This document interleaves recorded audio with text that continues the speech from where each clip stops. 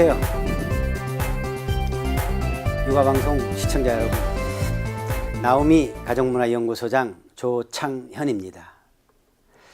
오늘은 상처 빼기 행복 더하기 나와 너의 행복 두 번째 강의를 시작하겠습니다.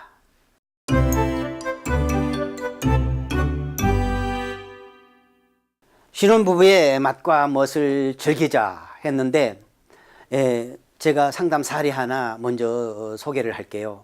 아주 부잣집 외동딸로 금이야 오기야 키웠는데 해외 유학까지 보내서 결혼정보회사에서 좋은 배우자 선택해서 결혼시켰는데 1년도 안 돼서 못 살겠다고 와버린 사례가 있더라고요. 그러면서 자기 아빠한테 카드 달라 그래가지고 백화점에 가가지고 300만 원짜리 400만 원짜리 사가지고 막 친구한테 줘버리고 후배한테 줘버리고 그랬더라고요. 그럼 부모 입장에서 보면 너무 황당하잖아요. 내가 어떻게 키웠는데 금이야 오기야 키워가지고 유학까지 보냈는데 너가 지금 제정신이냐 그렇게 해가지고 그 딸을 정신과 병원으로 끌고 갔어요. 근데 거기 간 지 3일 만에 다시 이제 상담실로 데리고 와서 그 딸의 얘기를 들어보니까 자기는 정신 말짱하대요. 근데 왜 막 친구한테 후배한테 그렇게 선물 사주고 안 줘도 될 물건 막 줘버리고 그랬는지 궁금하다 그랬더니요, 그 외동딸 입장에서 어린 시절에 상처가 많았다. 왜? 자기는 어렸을 때 엄마 아빠는 돈 버는 사람, 일하는 사람이었다. 자기는 어떤 가정부 파출부들하고만 살았다. 어떤 기억이 있는지 궁금하다 그랬더니 초등학교 3학년 때 비가 왔대요. 그런데 친구들은 다 자기 엄마가 우산 갖다 주고 다정스럽게 이렇게 가는 모습을 봤는데 자기는 늦게 나이 든 도우미가 이게 우산을 가지고 와서 그것을 본 옆에 있는 친구가 옆구리 쿡 찌르면서 야, 저 사람이 니네 엄마야? 그래서 그 순간 좀 창피했대요. 그래갖고 그 뒤로부터는 우산 갖다 달라는 말을 안 했대요. 그리고 혼자 어느 날은 비를 맞고 가면서 친구들은 먼저 가고 혼자 이렇게 비를 맞고 가면서 우리 엄마는, 우리 아빠는 나보다 더 돈이 더 중요한 사람이다, 일이 더 중요한 사람이다, 이렇게 각인이 돼 있는 거예요. 그러면서 놀이터에 친구들 엄마 아빠 손잡고 놀고 있을 때 자기는 혼자 외로웠다. 또 깜깜한 밤에 도우미가 잠깐 나간 사이에 문이 덜컹거려서 정말 무서웠다. 그랬을 때 엄마 아빠는 옆에 없었다는 거예요. 늘 불안하고 외로웠다라는 거예요. 그런 고백을 하면 그럼 지금이라도 부모가 그랬구나, 그때 많이 불안했구나, 외로웠구나, 이렇게 대화가 되면은 뭔가 풀어질 텐데, 옆에 이런 얘기 저런 얘기 듣고 있던 부모가 하는 말이 아무리 그래도 그렇지 이놈아, 너가 그래도 네가 지금 제정신이냐. 그러니까 이 딸 입장에서도 다시 고개를 푹 숙이고 그러니까 아빠는 아빠대로 사세요, 엄마는 엄마대로 사세요, 이렇게 방어를 하는 거예요.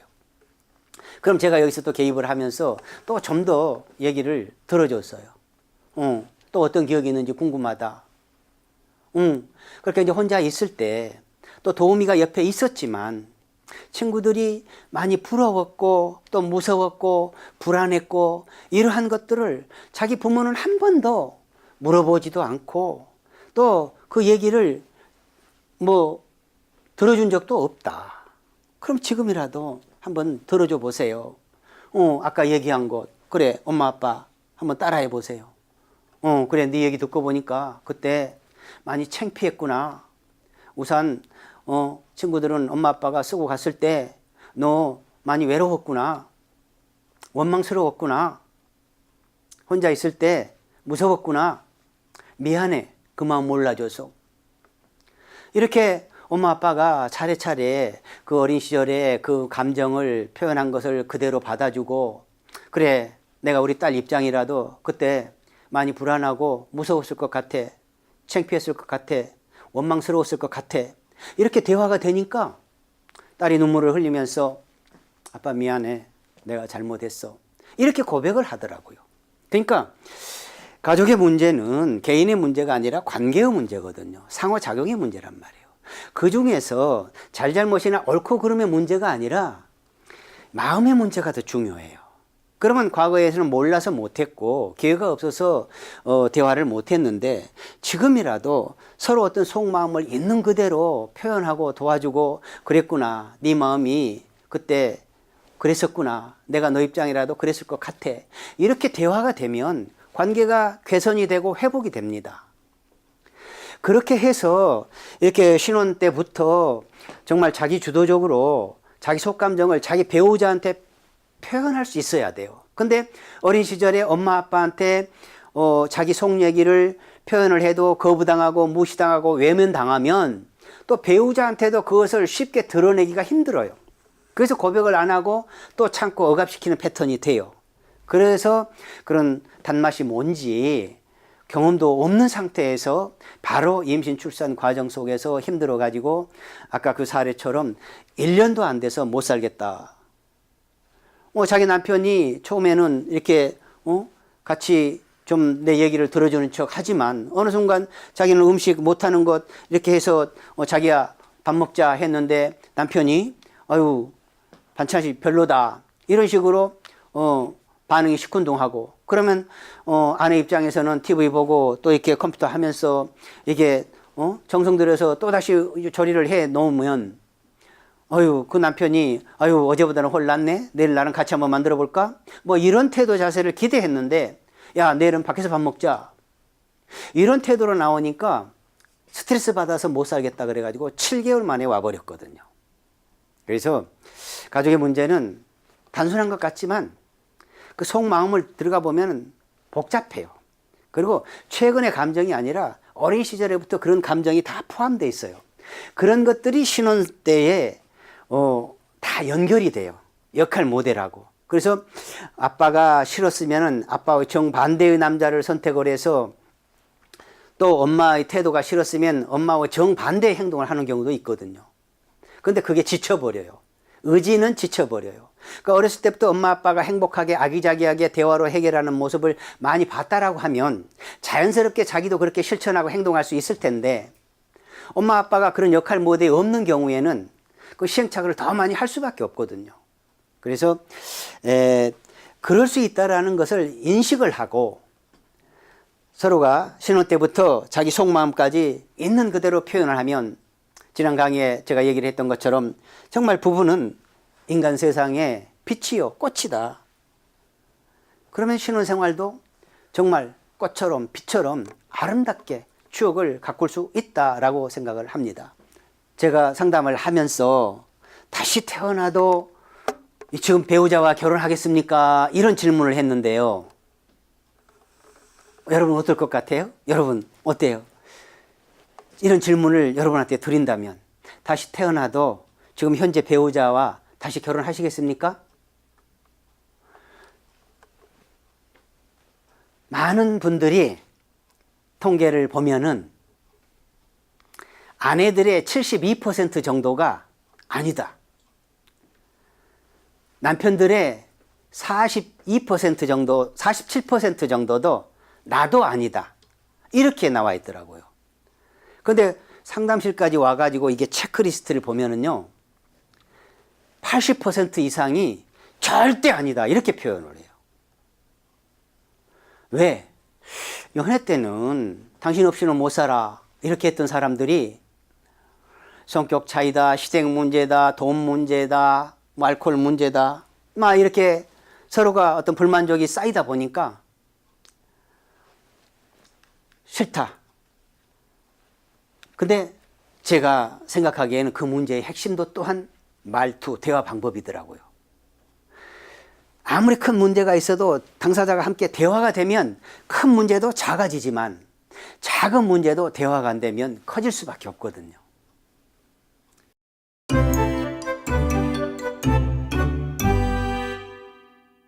이 결혼 생활의 만족도가 프랑스 같은 부부에는 한 7, 80% 나온 경우도 있어요. 어떤 사소한 자기 속감정을 허심탄회하게 주고받고 당사자 중심의 대화가 많기 때문에 해외 사례들은 만족도가 부부 중심의 생활의 만족도가 많은데 우리나라는 4, 50% 수준에 멈춰 있거든요. 그렇게 해가지고는 우리가 건강한 행복한 가족 문화를 정착시킬 수가 없다. 그리고 또 여러분 그런 질문 해봤죠? 아이한테 엄마 아빠가 좋아 내가 좋아? 또 아빠들한테 아빠 엄마가 좋아 내가 좋아? 이렇게 아들 딸이 질문한다면 여러분 어떻게 대답하시면 좋을까요? 너가 좋지. 아니 엄마가 좋지. 둘 다 좋아. 뭐 다양하게 얘기를 하시더라고요. 근데 제가 원하는 답은 아이들이 엄마 아빠 누가 좋아? 이렇게 질문을 했을 때 너도 좋아하지만 너희 엄마를 더 먼저 좋아했어. 너도 사랑하지만 너희 아빠를 먼저 사랑했어.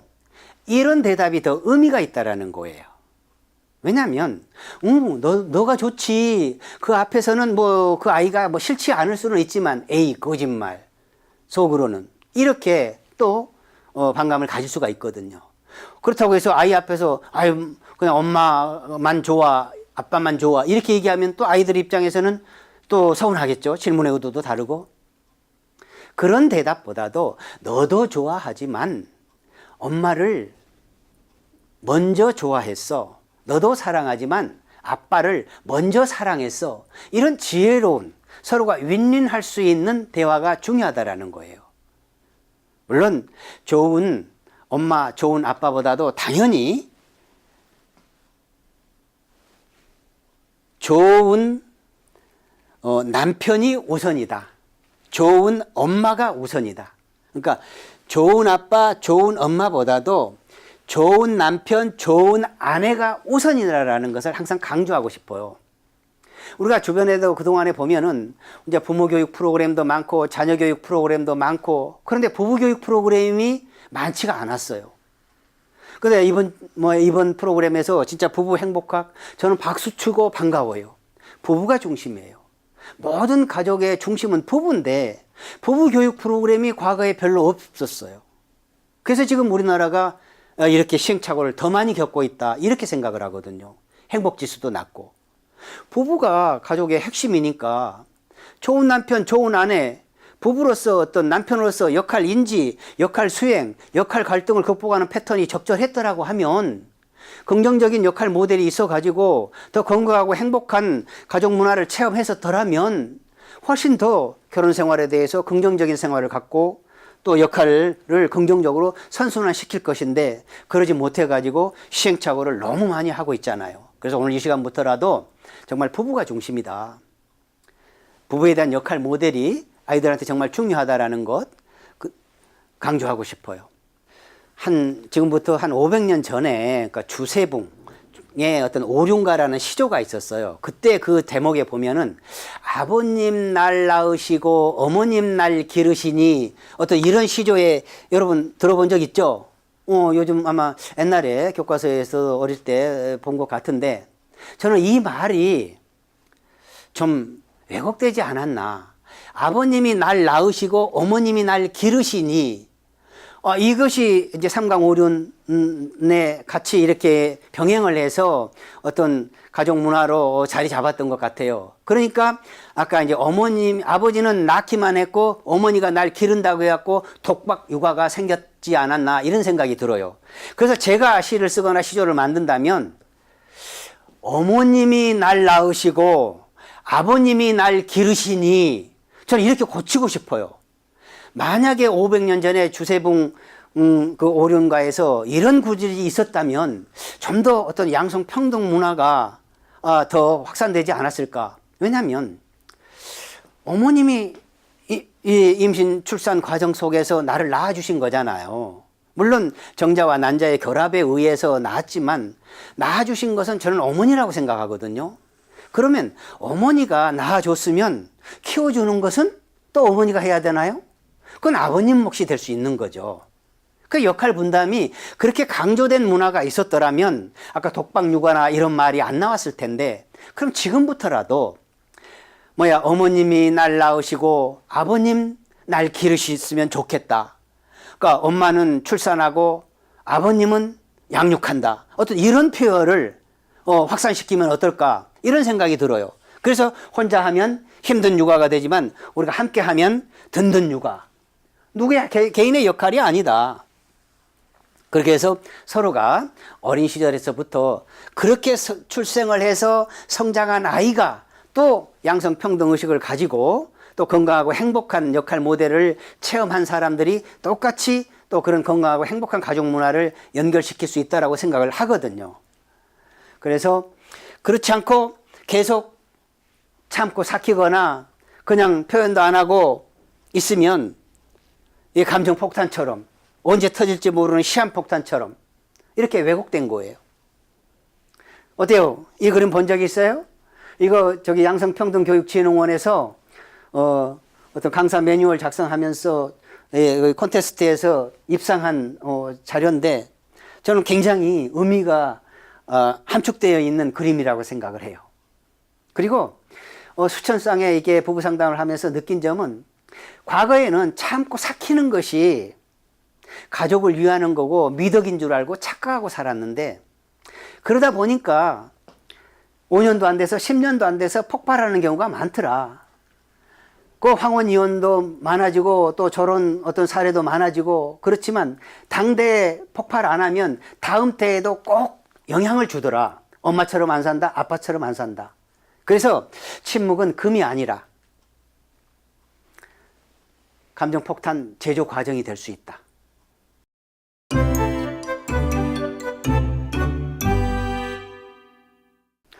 이혼이 꼭 나쁜 것은 아니죠.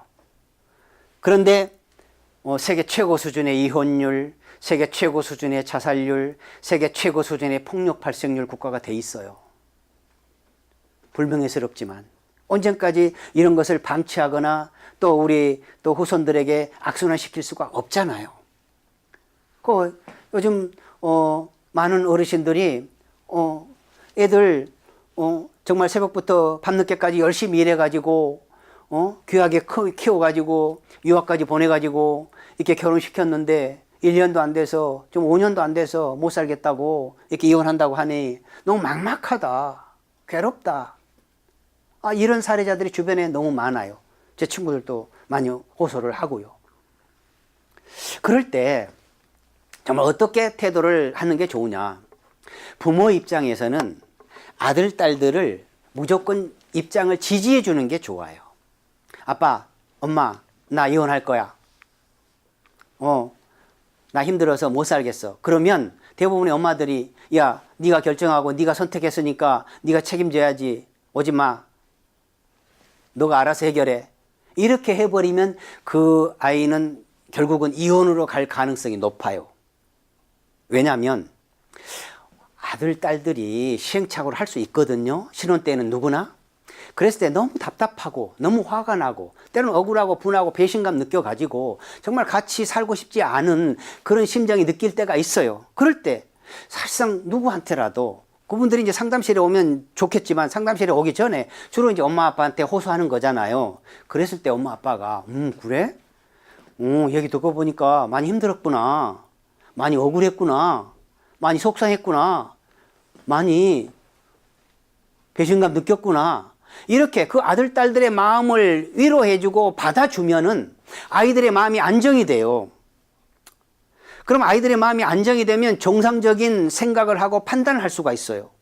그런데 봐라, 내가 결혼하지 말라 그랬잖아. 이런 식으로 방어를 하고 또 아이 탓을 해버리면은 아이야 스트레스 상태가 더 가중이 돼요.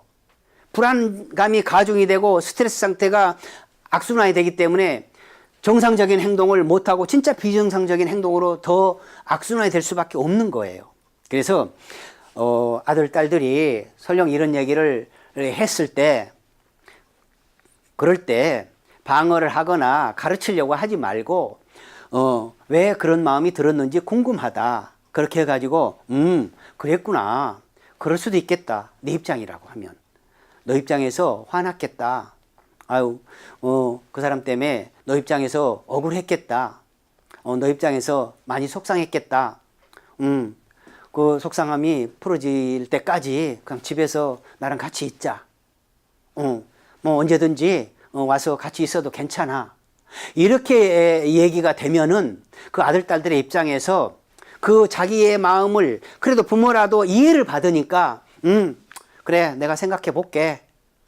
내 맘 알아줘서 고마워. 그렇게 하면서 정신 차려가지고 다시 자기 자리로 되돌아갈 가능성이 더 높다라는 거예요. 그게 마음의 문제가 더 중요하니까. 근데 자기 배우자하고는 서로 닭이 먼저냐 계란이 먼저냐 이렇게 싸움하다가 답답해서 대화가 안 되니까 하소연하러 온 거거든요. 그럴 때마다 사실 상황 중심으로 잘잘못을 이렇게 따져가지고 가르치려고 하지 말고 그것은 전혀 도움이 안 된다. 그건 아마 여러분들도 마찬가지잖아요. 여러분 신혼 때 어렸을 때 답답하고 힘들 때 어때요? 가까운 가족이나 지인들한테 갔을 때 이렇게 나 답답해, 화가 나, 억울해 이렇게 얘기했을 때 어이구야 답답했구나, 억울했구나, 화가 났구나 이렇게 말을 받아주는 게 좋아요. 야 임마 요즘 다 그래. 응? 세상 사람들 안 그런 사람 없어. 막 이런 식으로 판단해 버리거나 참아야지 이런 식으로 한다라고 하면 그게 도움이 됐었습니까? 아니잖아요. 별로 도움이 안 돼요. 그런 정도는 다 알잖아요. 그런데 사람은 감정의 동물을 하기 때문에 그 느낀 감정을 온갖 표현을 하고 그걸 지지를 받아야 그 감정이 완화가 되는 거거든요. 그런데 표현도 못하고 억압시켜 놓고 있으면 그 감정의 노예가 되는 거예요. 그래서 시행착오를 더 많이 하거든요. 뭐 10년이면 강산도 10년이면 강산도 변한다는 말이 있잖아요. 10년이면 부부 생활도 변해요. 그러니까 연애 때 많이 변했잖아요. 또 10년 후에 많이 변하잖아요. 앞으로 또 시간이 지날수록 변할 수밖에 없어요. 변할 수밖에 없는 게 사람이거든요. 그러니까 많은 사례들이 뭐 어떤 사례들은 정말 신혼 때 자기 최대 실수로 배우자를 선택한 것이라고 했는데 뭐 몇 년 이렇게 살다 보니까 극복을 하다 보니까 내 최고의 스승이 바로 배우자다라고 이렇게 고백하는 사람도 있고요. 그리고 또 배우자가 이 세상에 어떤 최악의 남자라고 했던 그런 아내들도 어느 순간 어떤 최고의 남자로 이렇게 업그레이드 되어 있다. 그래서 서로가 이렇게 윈윈하는 게 너무 좋더라. 근데 이제 그런 과정이 절대 혼자 참고 삭히거나 자기 방식대로 해결해 가지고는 쉽지가 않아요. 그럴 때마다 용기를 가지고 자기를 표현을 적절하게 하고 상대방 얘기를 있는 그대로 들어주고 또 많이 힘들면 어떤 상담소나 이런 걸 전문가의 도움을 받아서라도 극복을 하는 것이 지혜롭다라고 저는 생각을 하거든요. 그래서 평상시에 이 부부력을 강화시키는 것이 중요하다. 부부력이라고 하면 저는 이제 우리가 어떤 자기 관리 요소를 볼 때 몸, 마음, 말, 성, 돈, 일 이게 자기 건강성을 확보하는 데 중요한 요소라고 생각을 하거든요. 그런데 몸과 마음 관리가 어떤 자기력에 해당이 된다면 말과 성은 어떤 이제 관계력이다. 이 돈과 일은 성취력이다. 그래서 저는 이제 부부력을 자기력 플러스 관계력 플러스 성취력 이렇게 개념을 정의하고 싶어요. 그러니까 자기력, 역량을 강화시키기 위해서는 내 몸 관리를 어떻게 할 것인가. 우리 몸은 모든 것을 다 기억하고 있다는 거잖아요.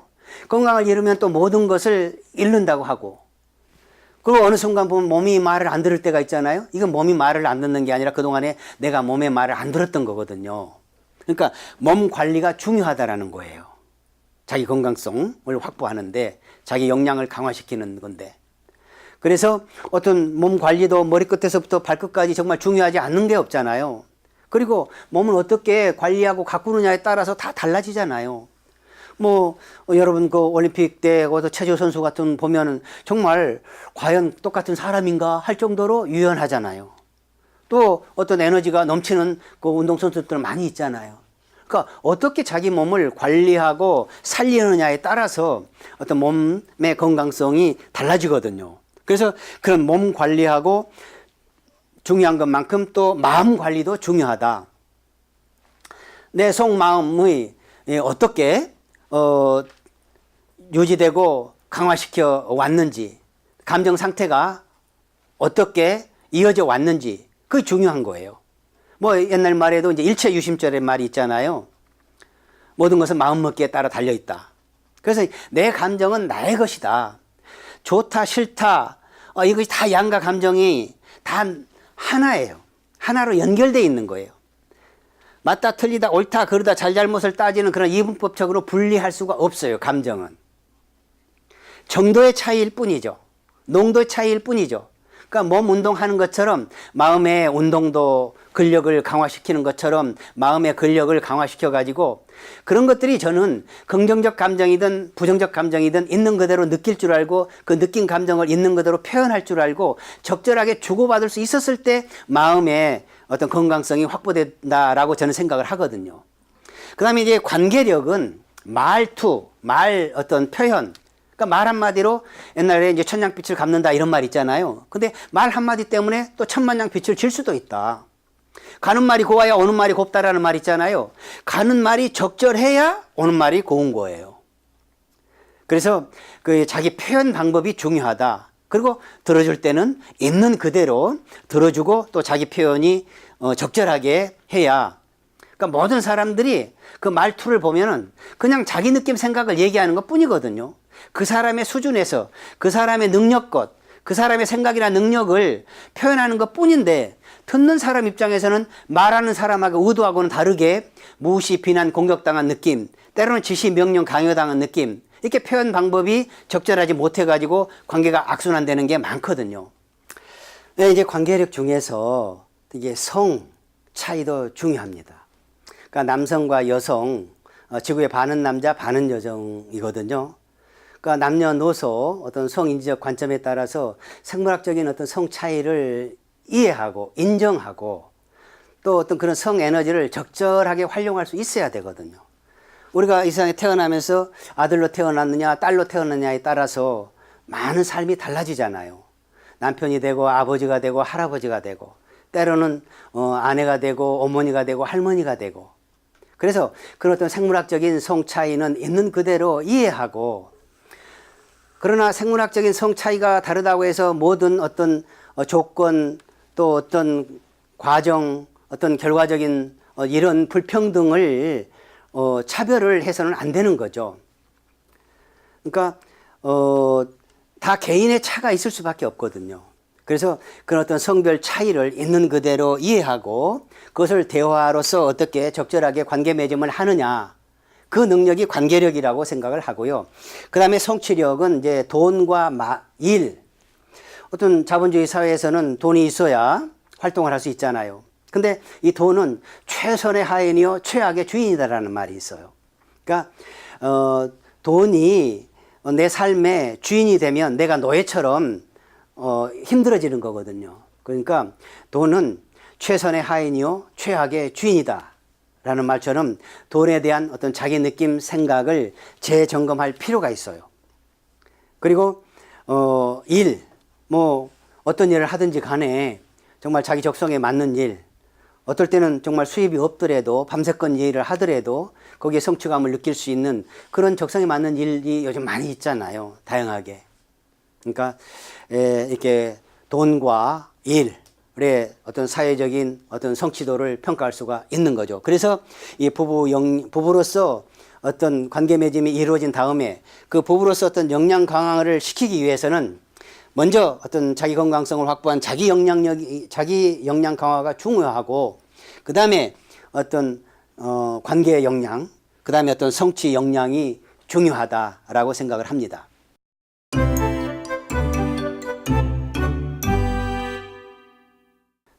여러분 어때요? 이게 부부 글자 보이세요? 부부 읽는 소리는 같죠. 근데 글자는 같은데 그래서 같은 줄 알고 결혼을 했는데 살아보니까 부부가 어때요? 같아요? 달라요? 정말 다르다. 같은 게 하나도 없다. 남편과 아내 생각이나 느낌, 감정 모든 게 다를 수밖에 없다. 그렇게 생각하시는 게 편해요. 어설프게 내 남편이니까 내 아내니까 우리는 생각이 같아야 되고 같은 마음을 가져야 되고 이런 기대감을 내리세요. 그러면은 그 기대감을 가지고 대화를 하거나 생활을 하면은 매일 스트레스를 받을 수밖에 없어요. 부부는 똑같지 않아요. 달라요. 세계 인구 70억 똑같은 사람 한 사람도 없어요. 내 생각, 내 마음도 하루에 수십 번씩 달라지잖아요. 다른 것은 당연한 거예요. 자연스러운 거예요. 그걸 다르다라는 것을 인정을 하고 이렇게 달랐을 때 내 마음은 이래, 이렇게 달랐을 때 내 생각은 이래, 이렇게 1인칭으로 적절하게 표현하는 것이 중요하다라는 거죠. 그래서 어떤 생각이나 느낌을 그렇게 적절하게 표현을 해야 되는데 그 적절하게 표현하는 과정 속에서 상대방을 판단하거나 평가하는 그런 어휘나 단어가 포함이 되면 또 대화가 안 돼요. 왜냐하면 차이를 인정하지 않은 거거든요. 다름을 인정하지 않은 거거든요. 상대방하고 나하고 다름을 인정하는 것은 상대방을 인정하는 거거든요. 근데 상대방이 다름을 인정하지 않으면은 듣는 사람 입장에서나 그러면 무시당한 느낌, 거부당한 느낌, 존재감이 안 느껴지기 때문에 서로가 관계가 악순환이 될 수밖에 없어요. 예를 들어 볼까요? 여러분 이게 어떤 그림이에요? 뭐요? 두꺼비? 개구리? 그쵸? 이건 무슨 그림이죠? 예, 뭐 말머리? 그쵸? 이게 무슨 그림이라고요? 이것은 근데 똑같은 그림이죠. 근데 이걸 보다 말머리라고 하면 어때요? 처음에? 이걸 보고 말머리 어때요? 말머리처럼 보이세요? 그다음에 이걸 보고 이것만 보고 개구리처럼 보이세요? 그러나 관점에 따라서는 방향만 틀어놓은 것 뿐이거든요. 그런데 자기 생각에 여유가 없고 자기 관점만 보는 사람은 이것은 죽어도 개구리라 두꺼비라고만 고집을 하고 이것은 죽어도 말머리라고 고집을 하고 이걸 보고 말머리로 표현한 사람을 틀렸다고 매도하면 될까요? 안 될까요? 자기 생각이 짧은 거죠. 자기가 여유가 없고 자기 생각이 짧은 것을 상대방 탓을 하는 경우가 생기는 거죠. 그래서 그런 어떤 차이를 있는 그대로 이해하려고 하면 생각의 범위, 생각의 각도를 이렇게 변화시켜가는 과정도 중요하고요. 그리고 여러분 이 그림은 또 어때요? 뭐가 보여요? 뭐 호숫가에 연인도 있네요. 잔잔한 호수에 뭐 나무도 있고요. 또 뭐가 보여요? 중간에? 그쵸. 아이가 누워있는 모습도 보이죠. 그러니까 여러 가지 관점에 따라서 자기가 사람이 누구나 그러잖아요. 보이는 것을 다 보는 게 아니라 보고 싶은 것만 본다. 이런 말도 있잖아요. 중요한 것은 이 호수를 보고 호수를 표현하는 사람도 또 이 아이를 보고 아이를 느끼고 아이를 표현하는 사람도 이 나무를 표현하는 사람도 다 똑같이 소중한 표현이라는 것을 인정해 줘야 된다는 거예요. 근데 어느 한 부분만 인정을 하고 자기 생각과 다르면 그걸 틀렸다라고 매도를 하면은 그것은 대화가 안 되는 거죠. 왜냐하면 틀렸다는 것은 상대방을 부정하는 거거든요. 다르다는 것을 상대방을 인정하는 거거든요. 사실상 삶에는 정답이 있는 게 아니에요. 특히 부부 문제에는 정답이 있는 게 아니에요. 배우자가 원하는 게 정답에 가깝고요. 그렇기 때문에 배우자가 좋아하는 것이 뭔지 싫어하는 것이 뭔지 허심탄회하게 표현하고 주고받을 수 있어야 그게 대화가 가능한 거예요. 그래서 틀렸다는 것은 이 어떤 그림이나 생각이나 감정을 표현을 했을 때 그 사람 입장에서는 어떤 관점에서 어떤 생각이 느껴져서 그렇게 표현 방법이 또는 서툴러서 때로는 적절하지 못하게 표현할 수도 있거든요. 그럴 수 있어요. 그 사람의 수준, 그 사람의 입장에서는. 그런데 그냥 내 느낌, 내 생각으로만 판단해 가지고 그걸 매도하는 것은 이게 가족 간에는 오히려 싸움이 되고 역효과가 된다. 남남이라고 하면 안 만나겠죠. 거래 안 하겠죠. 다시는 보기 싫겠죠. 근데 가족은, 특히 부부는 24시간 360도 피드백을 주고받는 사이에서는 다양한 관점에서 어떤 똑같은 하루, 오늘 아침에 일어나서 밥을 먹는 식탁에서라도 다른 생각을 할 수 있어요. 우선순위가 다를 수 있어요. 다른 느낌을 가질 수 있어요. 그러면 있는 그대로 들어줘야죠. 그랬어. 그랬구나. 그럴 수도 있겠다. 당신 입장에서는. 이렇게 여유가 돼야 되는데 꼭 그 상황에서 어떤 얘기를 하면 자기가 판단한 것으로만 대화를 하려고 하고 이끌려고 가면은 대화가 안 될 수밖에 없고 시행착오를 할 수밖에 없죠. 그래서 그런 차이와 어떤 다름 이런 것들이 충분히 가족 구성원 상호 간에 이해하고 존중해주는 태도, 자세가 됐으면 좋겠고요. 특히 아까 이제 결혼은 현실이다 그러잖아요. 이 현실과 어떤 이제 기대감이 많이 차이가 있더라고요. 그러니까 연애 과정에서도 그렇고, 그러니까 이 연애 과정도 보면은 연애는 이상형하고 하고 싶지만 어떤 결혼은 아주 이제 심리적으로 편안하고 익숙한 사람하고 많이 하는 경우가 많아요. 그래서 부부는 비슷한 시기에 비슷한 상처를, 고통을 경험한 사람끼리 많이 이루어져요. 그러니까 첫눈에 반했다는 사람들 보면은요, 비슷한 시기에 비슷한 고통을 경험을 했어요. 내가 10살 때 엄마가 안 계셔가지고 내가 외로웠다. 그러면 배우자는 또 10살 때 아버지가 안 계셔가지고 또 비슷한 외로움을 경험하는 경우가 많아요. 현실적으로 살아 계셨을지라도 별거 상태나 안 계셔가지고나 또 아니면 거리감이 느껴져가지고 정말 존재감이 안 느껴져서 그런 외로움이나 원망감이 느껴진 상태라는 거죠. 그래서 결혼 생활이 어떤 서로 상처 치유와 성장의 동반자가 돼야 된다라는 그 이유가 거기에 있는 거죠. 그러니까 서로 어떤 얘기를 있는 그대로 표현하고 들어주고 어떤 그런 것만으로도 많이 치유가 이루어지고 그 치유가 이루어져야 또 자기 성장이 연결되는 거거든요. 그래서 연애 시절에는 서로의 어떤 차이가 많아서 정반대 성격이 좋다고 해서 결혼을 했는데 또 결혼 생활을 하다 보면 너무 자신과 어떤 동일하게 싫었던 패턴이 익숙하게 이렇게 같이 싫으면, 그러니까 나도 못하는데 상대방도 못하면 그게 이제 갈등이, 스트레스가 증폭이 되는 거예요. 그러니까 원래 우리는 인간이 어떤 태어날 때부터, 그러니까 어머니의 어떤 자궁 밖으로 나올 때부터 우리가 분리 불안감을 겪을 수밖에 없거든요. 그래서 우리가 인간이 갖는 감정 중에는 불안감이 가장 많아요. 그래서 이 모태에서 분리될 때 그 불안감을 어떤 안정감으로, 어떤 자궁 속에 있었던 그 만족스러운 행복감, 그런 상태로 나아가고 하려는 그런 자생력이 있어요. 본능적인 욕구가 있다고요. 그 회귀하려는, 그러니까 귀향증후군이라고 하는 거거든요. 그래서 그런 모성 본능도 있고 또 그런 만족스러운 행복감을 편안하게 느끼고 싶은 이 욕구가 다 있는 거예요. 그런 어떤 기대감이 있는데 현실은 넉넉지 않잖아요. 현실은 일어나서 오늘 무슨 일을 해야 되고 누구랑 만나서 어떤 일을 해야 되고 또 가족들 간에 뭐 설거지는 누가 하고 집안 청소는 누가 하고, 현실적으로 이게 몸과 마음의 에너지가 하나인데 여러 가지가 역할 과부하 상태가 될 정도로 이 갭이 많아요.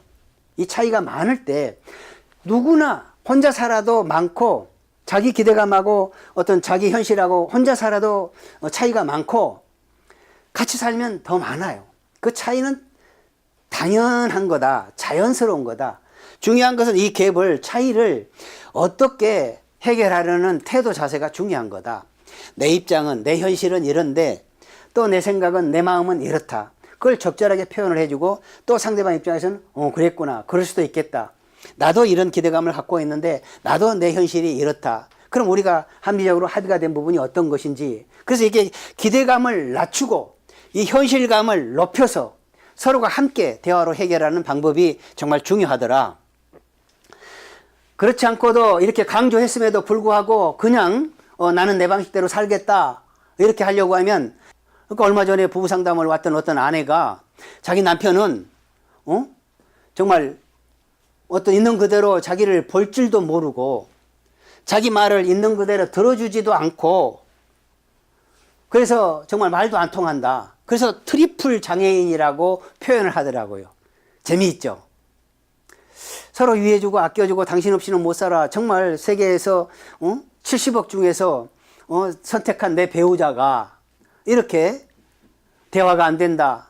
아니면 또 매도당한 사람 입장에서는 얼마나 억울하겠어요. 원망스럽죠. 옛날에 또 그렇게 이렇게 참고 살아라, 이런 영향을 받은 것도 있다라고 생각을 해요.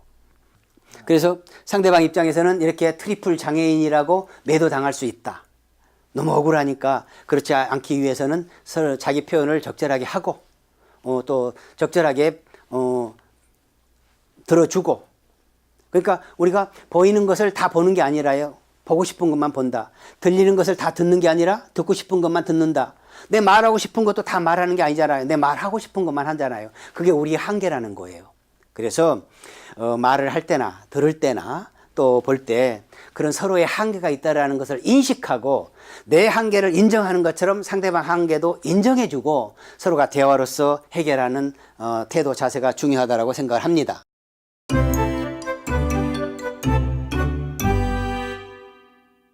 제가 이게 자주 쓰는 말이에요. 부부는 상처 치유와 성장의 동반자다. 뭐 여러 가지 부부를 표현하는 말이 있지만, 왜냐하면 상처 없는 사람 없고 완벽한 사람 없기 때문에 실수할 수도 있고 또 어떤 갈등 상황에 직면해서 혼자 해결하기가 어렵기 때문에, 그래도 이 세상 누구보다도 부부가 가장 우선적인 특별한 관계 맺음이기 때문에 서로의 속마음까지, 상처받은 마음까지 토설할 수 있도록 도와주고, 또 그 마음을 치유가 될 수 있도록 있는 그대로 받아주고, 그래서 부부는 서로에게 최고의 의사가 돼야 된다. 그리고 가장 중요한 게 이 마음의 상처, 이제 몸의 상처는 병원에 가서 많이 치료를 하고 또 이렇게 많이 완쾌될 때까지 가족들이 관심이 있잖아요. 근데 이 보이지 않는 마음의 상처를 이게 해결하기가 어렵다. 보이지 않기 때문에 마음이 정말 있으면 열어서 보여주고라도 싶은데 그럴 수 없잖아요. 그래서 많은 사람들이 표현을 할 때 마음은 바람과 같다, 이런 표현을 해요. 보이지는 않지만 느낄 수 있기 때문에, 우리가 바람이 불면 보이지는 않지만 추운 바람인지 싸늘한 바람인지 따뜻한 바람인지 느낄 수 있잖아요. 마음도 마찬가지예요. 상대방의 마음이 지금 힘든 상태인지 편한 상태인지 차가운 상태인지 따뜻함이 느껴지는지 느낄 수 있잖아요. 그 느낌을 판단하지 말고, 감정은 판단의 대상이 아니거든요. 그걸 있는 그대로 느낀 대로 그래, 차갑게 느껴질 때는 차갑게 느껴진다, 아니면 아쉬울 때는 아쉽다, 서운할 때는 서운하다, 또 화날 때는 화난다, 이렇게 표현하는 것이 적절해요. 그렇게 해주면 서로가 어떤 안전한 지지자가 되어가지고 어떤 성장의 동반자가 될 수 있거든요. 그리고 그런 대화를 할 때는 꼭 눈을 마주보고 하는 게 중요해요. 왜냐하면 이 눈의 초점과 생각의 방향이 일치한다 그랬거든요. 특히 많은 사람들이 아내들이 하는 얘기 들어보면, 연애 때는 눈을 마주쳐주면서 내 얘기 잘 들어주고 이 마음이 대화가 돼서 결혼을 했는데, 결혼하고 보니까 TV 보면서 컴퓨터 하면서 뭔데 말해봐, 내 얘기를 듣는 척도 안 한다. 그러면 많은 아내들 어때요? 정말 말하고 싶지 않죠. 배신감 느끼죠. 내가 저런 사람인 줄 모르고 결혼했나 할 정도로 정말 괴롭다, 살고 싶지 않다, 이렇게 하소연하거든요. 왜 그러냐고 하면, 우리 남편들의 입장에서는 시시콜콜한 얘기, 별 볼 일 없는 얘기, 어제 들은 얘기, 똑같은 얘기 반복하니까 그냥 TV 보면서도 들을 수 있다라고 착각하잖아요. 근데 과거 얘기를 하는 의도는 그 어떤 사실 상황 표현이 중요한 게 아니라 그때 당시 어떤 자기 마음을 이해받고 싶은 의도가 깔려 있어요. 왜냐하면 아내들의 이 대화의 욕구는 남편들의 어떤 성적인 욕구보다도 훨씬 더 우선적이고 강하다 그랬거든요.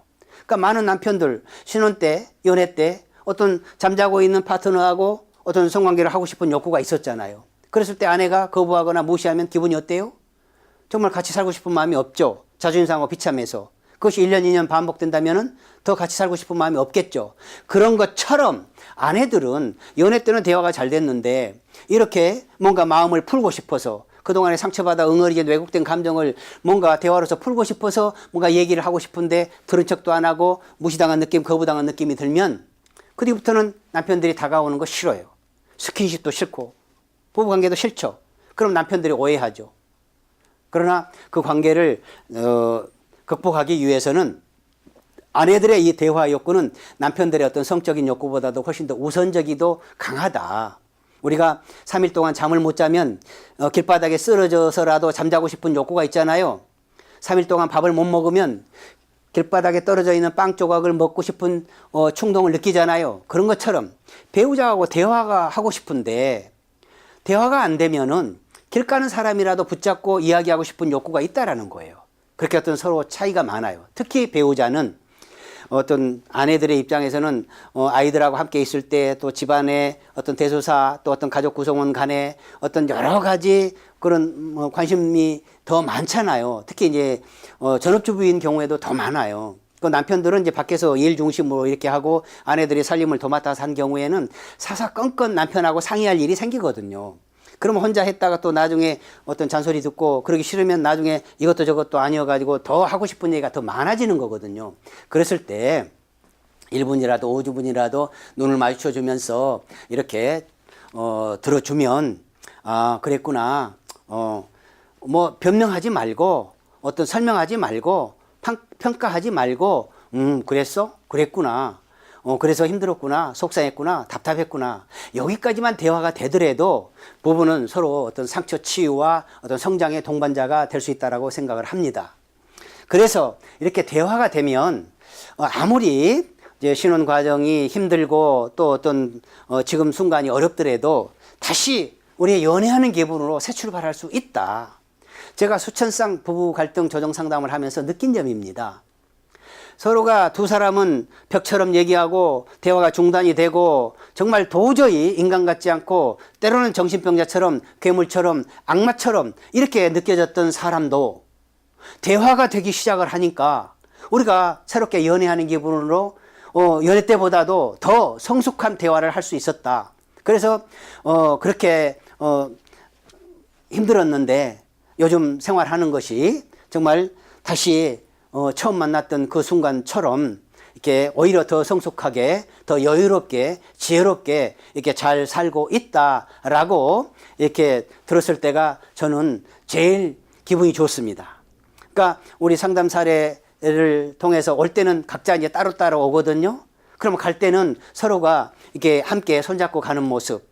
그 올 때는 그냥 피부도 그냥 경직돼 있고 얼굴이 울그락불그락 해가지고 막 서로 자기 말만 하려고 했던 사람들이 갈 때는 아주 피부도 뾰얗게 변해가고 또 이렇게 편안한 태도로 이렇게 가는 모습들을 너무 많이 보고 그 모습을 봤을 때 저도 어떤 보람을 느끼면서 흐뭇하게 느껴집니다. 그래서 저는 이 부부 갈등 조정 상담 전문가로서 최근까지 약 15년 이상 이렇게 활동을 해왔고 남은 시간도 이 부부에 초점을 맞춰서 어떻게 하면 양성평등 건강하고 행복한 가족 문화를 우리가 현실적으로 체험하고 또 갖고 갈 수 있을 것인가 여기에 초점을 맞춰서 또 대화를 강의를 이어가도록 하겠습니다. 오늘 감사합니다.